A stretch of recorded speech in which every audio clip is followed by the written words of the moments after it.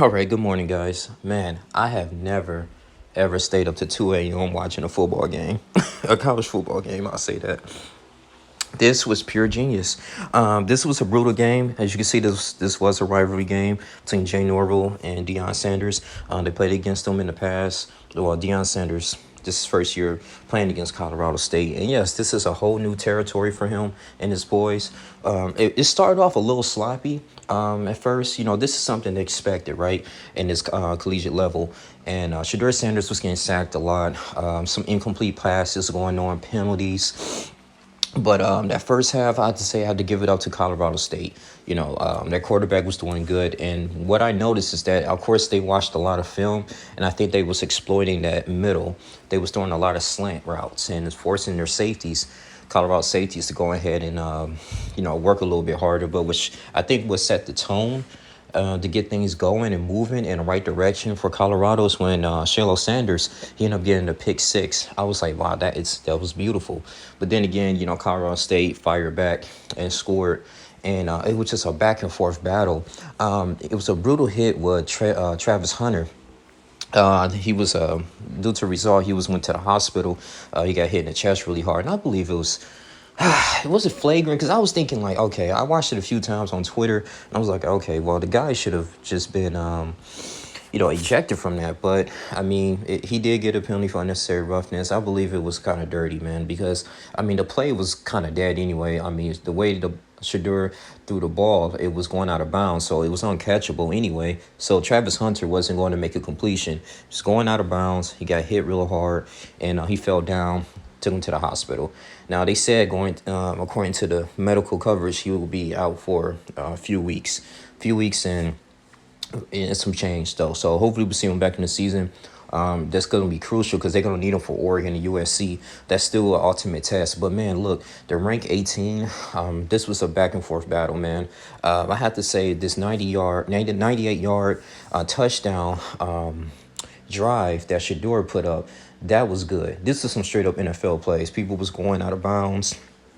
I mean, he was backed up in their own 5, and it was like the last 2 minutes of the game, so they can tie it up 28-28 and go to overtime. And I actually loved college football overtime rules. It's a little bit different because in the college football overtime rules, you have the ability of two teams to have an opportunity, regardless of field goal or touchdown. Whoever has the most points wins, obviously.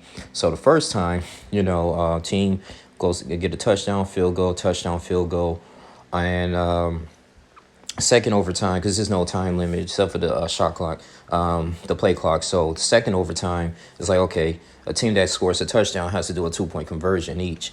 And I think that's when their defense actually, Colorado's defense had to step up, man, and they made a stop. So therefore, it was 35-43. But, man, what Deion Sanders is doing is something special, man. Believing in these kids, man. You have his mother. He had his mother over there, and his mother was like, because, he directly and indirectly talked about his mom, basically saying that, his mom didn't raise him right. And Dwayne "The Rock" Johnson was in the background, too. And she was like, I raised them right, and you need to kick ass, you kick ass. And everybody was clapping. I was like, man, this is special, man. You got people who was not a fan of college football in general or didn't care about Colorado like that besides the Denver Broncos or somebody. But the people are watching all over.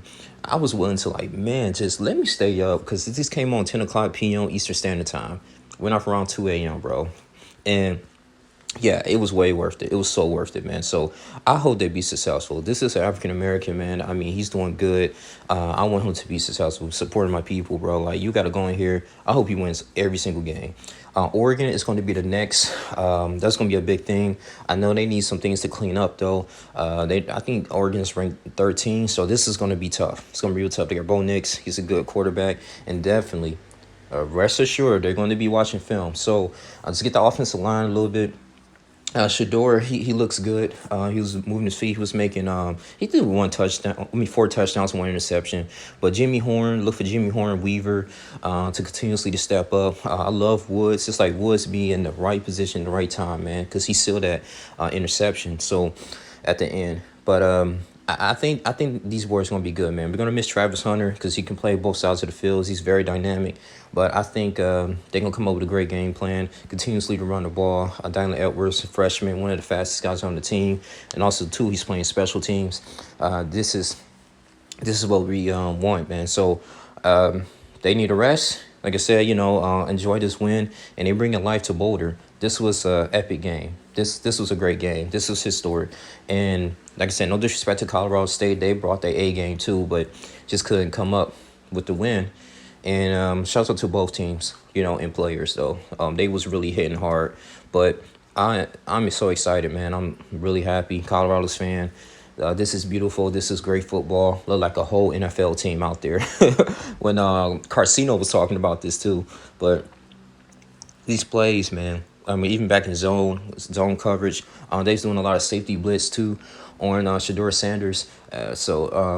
But towards the end, they was playing a little bit conservative, and Shador was able to throw it to, I think, was it the Jimmy Horn, I believe, or his Weaver.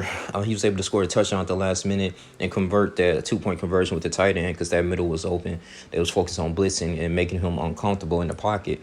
But Kamara, he was injured multiple times in the game though, but he ended up getting ejected for like roughing the passer, leading with his crown and stuff. Got hit in the neck area, but at the end of the day, this was a hard mount football game, and they put on a show. They really did. So thanks, Deion Sanders, Coach Prime. Really believing in these kids, man, in the program. Wish you nothing much success. I'm going ahead and watch the Oregon game next week, and I think it's 3:30 p.m. Gonna have fun. You guys continue to like, comment, subscribe, share this video. That's all we have to say. Till next time, I'm out. Deuces.